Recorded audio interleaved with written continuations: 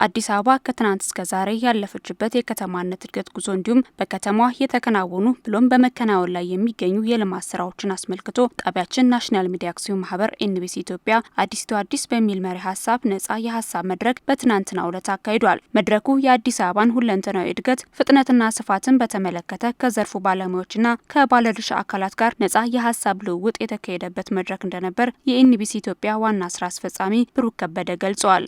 ካሰብነው አኳያ በጣም የተሳካ መድረክ ነበር። በጣም ቫይብራንት የሆነ መድረክ ነበረ።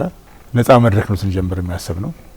ነጻ መድረክ ማለት ሁሉም አስተያየት የሚስተናገድበት ነጻ ሀሳቦች የሚሰነዘሩበት ነበር። አላማው ስንጀምርም የአዲስ አበባ ሁለንተናዊ ለውጥ ፍጥነቱም ስፋቱም ተከታትሎ ኮንፈረንስ ካላደረጉት ኮምፕሬሄንሲቭ አንደርስታንዲንግ ለመፍጠር በሚያስቸግር ደረጃ እየተጓዘ ስለሆነ እስካሁንም ሲገለጹ የነበሩት ፒስ ባይ ፒስ ስለሆኑ ምንድነው እየተከናወነ ያለው አዲስ አበባ ውስጥ የሚለውን የዘርፉ አንጋፋ ምሁራን መነሻ እንዳያቀርቡ ያደረግ ነው።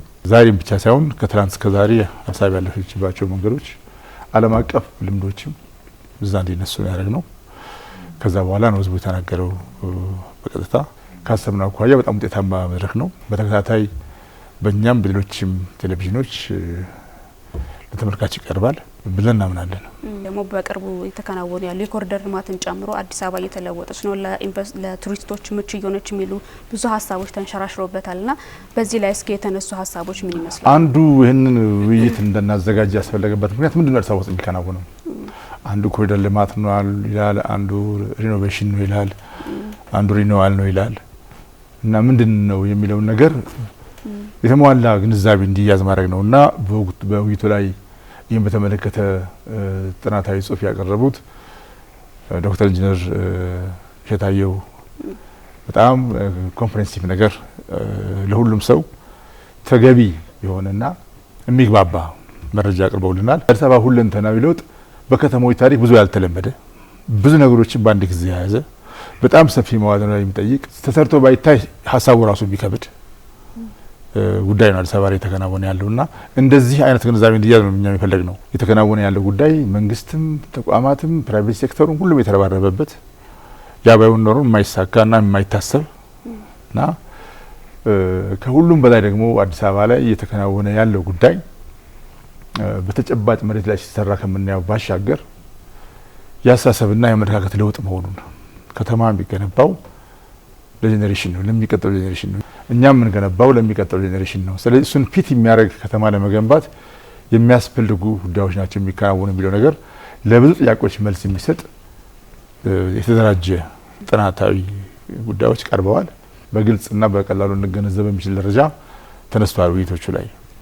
ከዚያ አኳያ ኢፌክቲቭ ነው ማለት ይቻላል። የሀገር ግንባታ መገለጫ የሆነውን የከተማነት የመዘመን ብሎም የማደስ እንቅስቃሴ በመደገፍ ረገድ ሚዲያዎች ያላቸው አበርክቶ ከፍተኛ መሆኑን ያነሱት ዋና ስራ አስፈጻሚው መድረኩ የተሟላ የግንዛቤ ክፍተት ሙያዊ በሆነ መንገድ ማብራሪያ የተሰጠበት መሆኑን ገልጸዋል። ከብዥታ ይልቅ በደንብ የተገለጸው የተሟላ ግንዛቤ መያዝ ላይ ጥረት አለ ነው። የተሟላ ግንዛቤ ለመያዝ ደግሞ እንደተባለው ሙያዊ የሆነ ኮምፕሬሄንሲቭ የሆነ መረጃ መስጠት ስራ መንሰራት አለበት። መደበኛው ሰው ባለበት ደረጃ ሊገነዘበው ከሚችለው በላይ የፈጠረና የሰፋ ጉዳይ ስለሆነ እነኚህን ስራዎች ሙያዊ በሆነ ገለጻ የከተማ ልማት ሰዎች፣ የኮንስትራክሽን ሰዎች አዲስ አበባ ለማን ነው የሚሰራው፣ ምንድነው የሚሰራው፣ ቤዚካሊ እንዳልኩት ለኔክስት ጄኔሬሽን ነው የሚሰራው ከተማ። በእንደዚህ አይነት መድረኮች የተደራጀና በምሁራን ቋንቋ በምሁራን አስተውሎት የሚገለጸው ነገር ሞር ኮሚኒኬት ያደርጋል። ሚዲያዎችም ይህ መስራት አለባቸው። መድረክ ላይ በጣም ሲገለጽ የነበረው የሚዲያው ጋፕ ነው። ሚዲያው አይፈረድበትም፣ ራሱ ነው የማይገነዘበው። እኛም ሙከራ ነው።